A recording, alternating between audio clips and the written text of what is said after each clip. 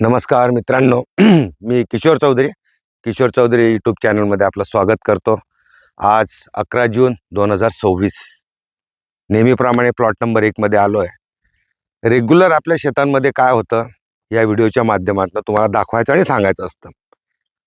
आपण जेव्हा मोसंबी लागवड केली मागच्या वर्षी जून जुलैमध्ये, त्याच्या तारखा आहेत दिलेल्या. त्याच्यानंतर आपण जुलैमध्ये पहिल्यांदा टरबूज उत्पादन म्हणजे सुरू केलं लागवड जुलैमध्ये.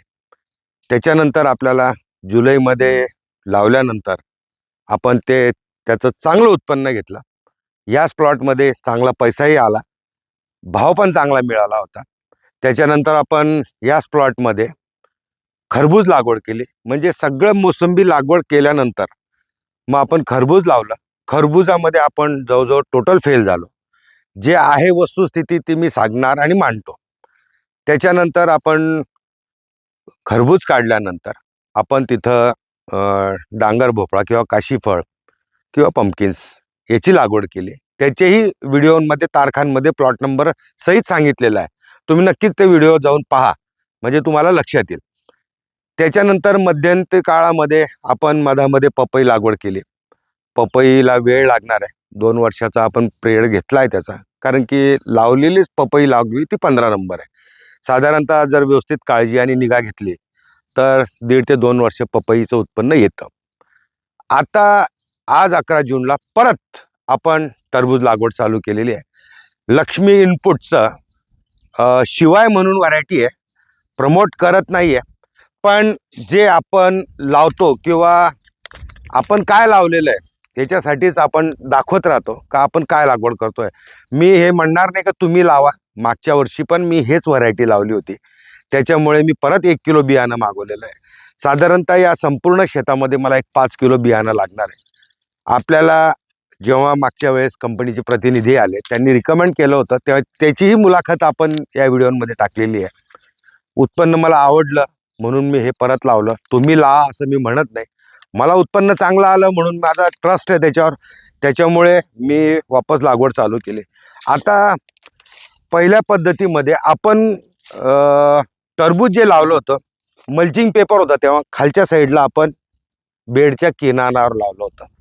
त्याच्यानंतर आपण डांगर म्हणजे खरबूज जे लागवड केली होती या मधल्या साईडला केली होती.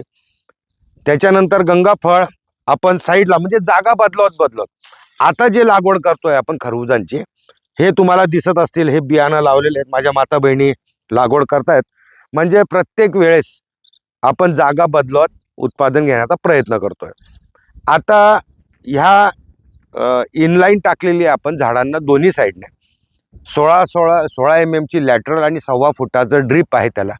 तर 1.25 फुटावर आपण एक बी लागवड करतोय. तरी चला मी दाखवतो. माझ्या माता बहिणी लागवड जे बियाणं रोप करताच आहेत, म्हणजे कशा पद्धतीने लागवड होईल हे पण तुम्हाला दाखवायचंच आहे खास. आणि मी बियाणं लावतो, मी रोप लावत नाही. म्हणजे आज लागवड करताना आपण 1.25 फुटावर एक बी दोघं साईडने लावतोय. मधातली जवळजवळ 12 फुटाची मधली लांबी आहे. आणि पाहत असाल तुम्ही का शेतांमध्ये संपूर्ण कचरा दिसत पडलेला आहे. कचरा म्हणण्यापेक्षा गवत, काडी, कचरा, वेल निघालेले ते इथंच कुजवायचे आहेत आपल्याला, जेणेकरून पपईलाही मिळेल त्याचं खत रूपांतरामध्ये. आता या साईडला या पद्धतीने कामं चालूच आहेत. मोसंबी खूप चांगली ग्रोथ होते. मल्चिंग पण काढून टाकला. मोसंबीची ग्रोथ पण खूप सुंदर आहे. मरझरसाठी आपण जे मधातले झाडं आपले मेलेत त्याच्यासाठी आपण 1000 रोप मागवलेलं आहे. साधारणतः हा संपूर्ण एकरामध्ये 14,000 लागवड हाय डेन्सिटीमध्ये 12x4 या पद्धतीने लागवड केलेली आहे. मी प्रत्येक शेतकऱ्याला सांगतो का तुम्ही या पहा, मी प्रयोग करतोय. बाकीच्या लोकांनी या पद्धतीने मोसंबीची लागवड केली आहे, त्यांनाही चांगल्या प्रकारे उत्पन्न येत आहे. आता झाडांची संख्या वाढवूनच उत्पन्न घ्यावं असं माझं वैयक्तिक मत आहे. तरी तुम्हाला मी दाखवायचा प्रयत्न करतो का कशा पद्धतीने आपली लागवड, बियाण्याचं रोप लागवड चालू आहे. म्हणजे आपण आता मोसंबीला पाणी देऊ तेव्हा आपल्या टरबुजांना मिळत आहे. त्याही बियाणं दाखवा ना थोडं, अजून द्या 2-4 बिया. हे आपलं मी बियाणं दाखवायचा प्रयत्न करतो.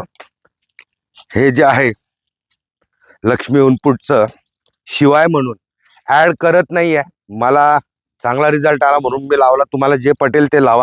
घ्या ताई. पपई आपली खूप चांगली सेट होते.